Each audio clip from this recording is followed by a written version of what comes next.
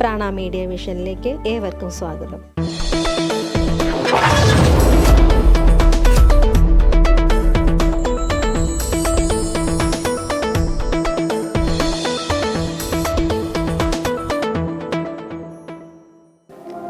ഇന്ന് നമ്മൾ പരിചയപ്പെടാൻ പോകുന്നത് പാദഹസ്താസനം.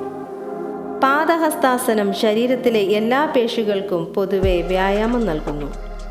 പാദഹസ്താസനം ചെയ്യേണ്ട വിധം: നിവർന്നു നിൽക്കുക, ആഴത്തിൽ ശ്വാസമെടുത്ത് കൈകൾ മുകളിലേക്ക് ഉയർത്തി ശ്വാസം പുറത്തേക്ക് വിട്ടുകൊണ്ട് കാൽമുട്ടുകൾ വളയ്ക്കാതെ നന്നായി കുനിഞ്ഞ് കൈകൾ ഇരു കാലുകളുടെയും ആംഗിൾ പിടിക്കാൻ ശ്രമിക്കുക.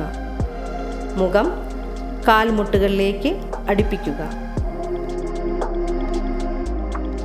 ഏതാനും നിമിഷങ്ങൾ അങ്ങനെ നിന്നതിനു ശേഷം നിവരുക.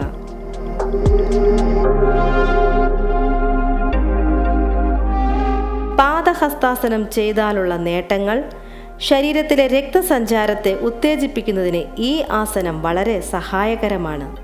പ്രാണവായുവും പോഷണരസവും ശരീരത്തിൻ്റെ എല്ലാ പേശികളിലേക്കും കോശങ്ങളിലേക്കും എത്തുന്നതിന് ഈ ആസനം ഏറെ ഫലപ്രദമാണ്.